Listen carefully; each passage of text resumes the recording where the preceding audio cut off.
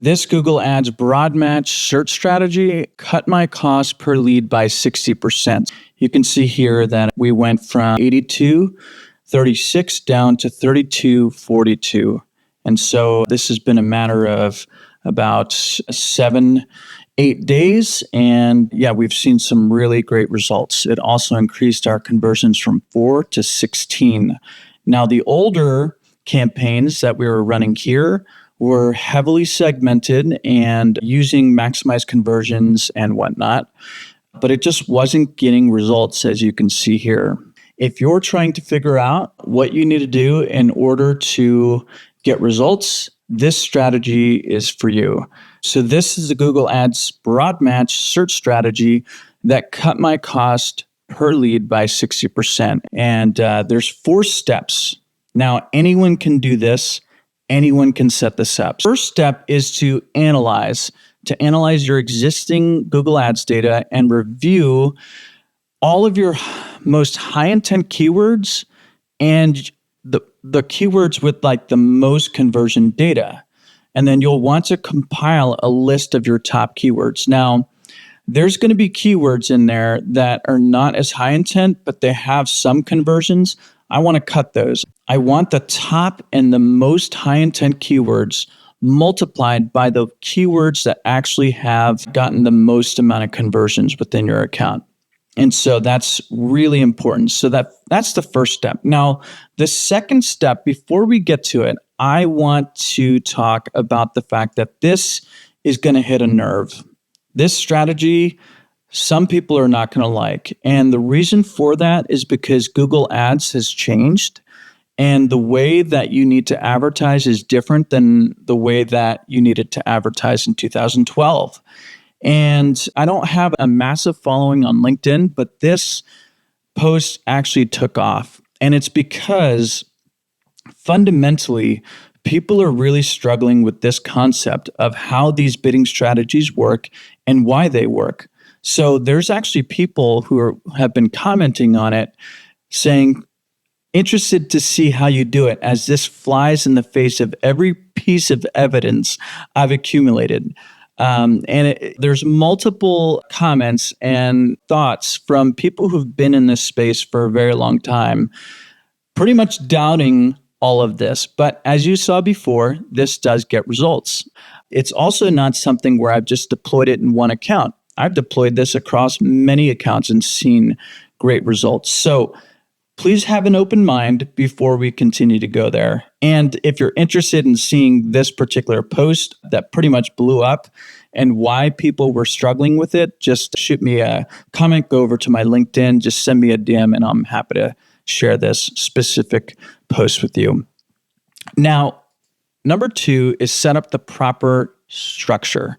So what you're going to want to do is one campaign, one ad group, and 5 to 7 of those broad match keywords. So take the top most high intent keywords and make them broad match, and then make sure that there's conversion data behind it in your history, make them broad match, and run 2 ads. So you'll want to set up a campaign level conversion goal and make sure that it's simple. So the more ad groups that you add to this, the longer it's actually going to take for Google to optimize. So make sure that it's not segmented. And that was the problem with the initial ad account, was that there was just too many ad groups, too many keywords, and Google just didn't know how to clearly optimize. So this is basically the most high intent keywords. These keywords have converted, and this is all I need you to do is to ultimately get this conversion goal. Works really well. And then for a bidding strategy, either use maximize conversions. And then if you want to, feel free to set a target CPA 6 to 10 times higher than your goal cost per conversion if you have the conversion data. Now, if you don't have any conversion data, I would start with maximize conversions. Then for e-commerce, use maximize conversions value or TROAS target, kind of same principles. But the idea there is that you're going to have multiple e-commerce products. And if you set a target CPA or a maximize conversions bidding strategy, Google is going to go after the highest amount of conversions. So it's going to try and sell the cheapest things on your store. So make sure you set maximize conversions value, or a TROAS. Now, number two, kind of the second part of this, is make sure that your structure is simple. The more ad groups that you add, the longer it takes for Google to optimize. Less segmentation equals faster learning, which equals better results. And that's super important. As you can see in the case study earlier, it was just one campaign, one ad group, 2 ads, and 7 broad batch keywords.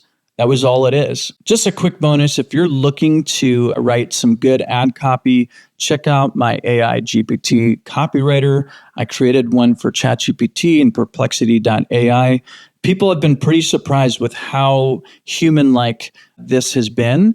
And also, they've been surprised about the fact that it's done the research for you into this business that you're writing for and gets you some really good, accurate copywriting, at least a start. And then you can go ahead and edit. It pretty much saves a lot of time. So just comment below the word GPT, and I'm happy to get that sent over. All right, so number 3, and you're not going to like this. So if you're ready for it, just having some fun. Don't touch it. After you launch your campaign, it's no longer about the search terms. Stop obsessing over the negative keywords. Now, I know that that's hard. I know it's hard. You want to touch it. You want to have control. And that's fundamentally the issue that a lot of people have with this structure. But the thing is, the more that you touch it, this is what happens. As you can see here in this little video, is that if you touch it, things are going to blow up and it's not going to work properly. And then you're going to wonder why it's not working.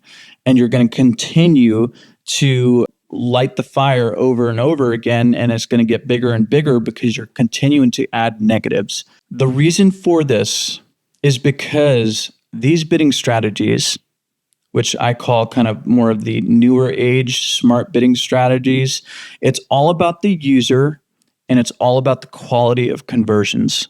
It's no longer about the search terms. Now, I'm not saying don't add negative search terms, but add them at the right time. So if you're adding them every single day, which I've seen, this is why your account is failing. So that is number 3. Don't touch it and let it run. Now, you may think that I'm against negative keywords, but I'm not.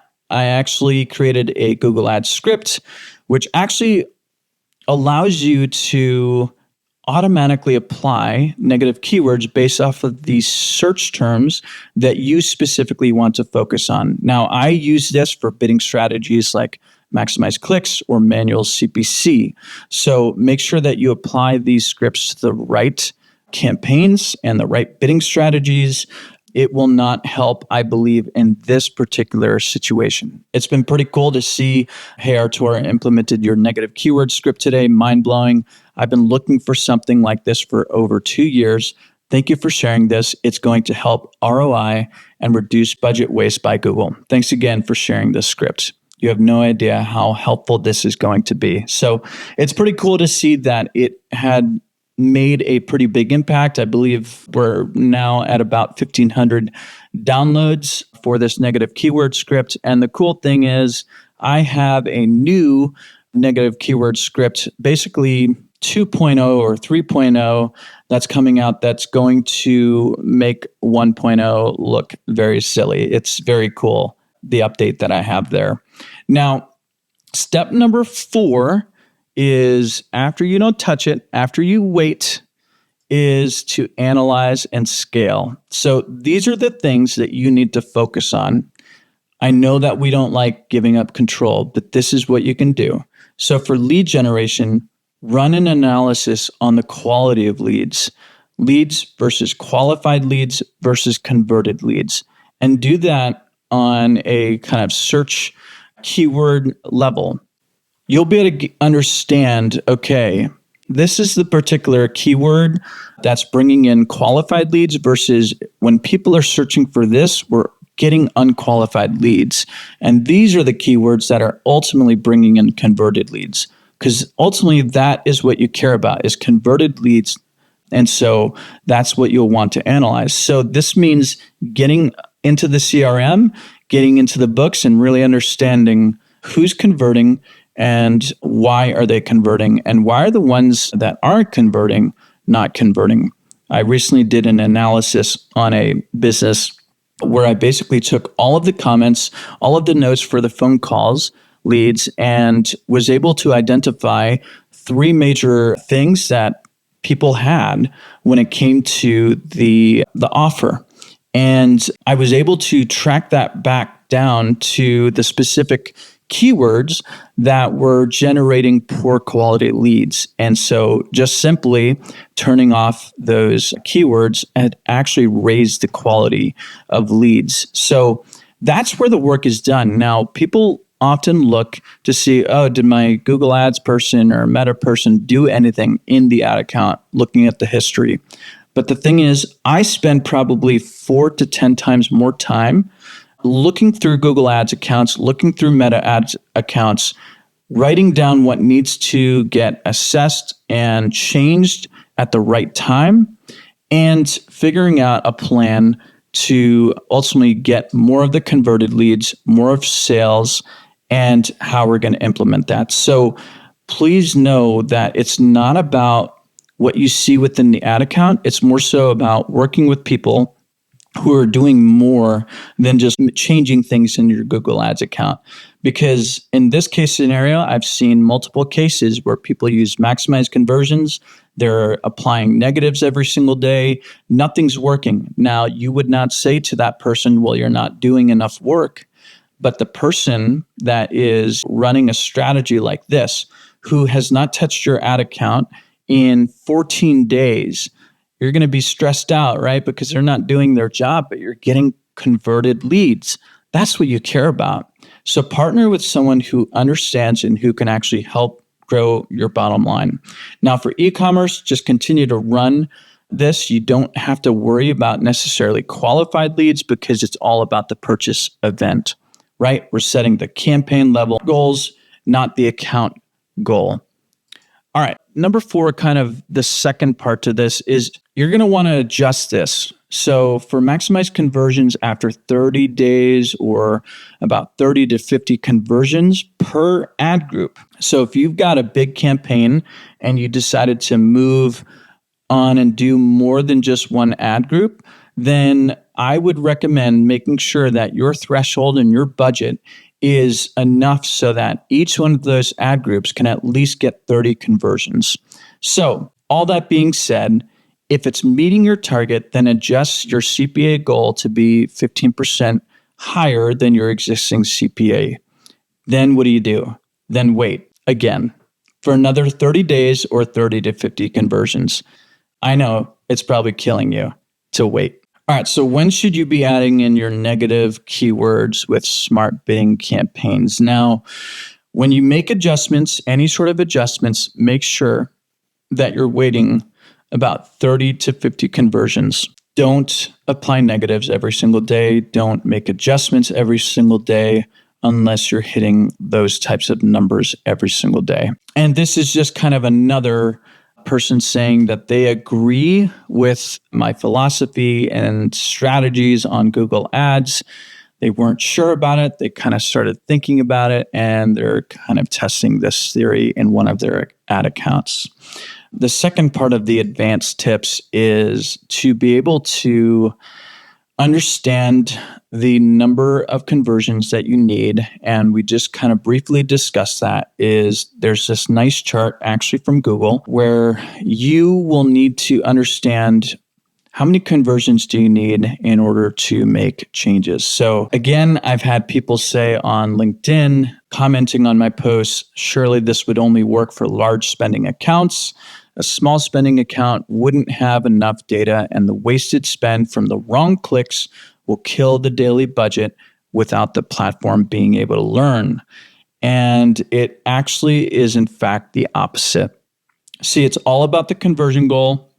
It's no longer about the search term. All Google cares about is this conversion event that you set at your campaign level, if it can hit that.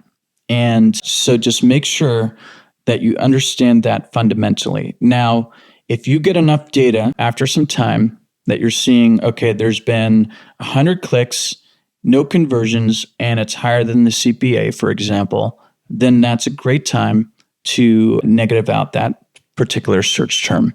So make sure that the data basically backs that up. Now, you're going to see in your ad account a lot of one impression, one click, because again, it's not about the relevancy of the search term. It's about the relevancy of the user. All right. And then kind of this next part, it says 2 out of 2 here, but this is really actually 3 out of 3.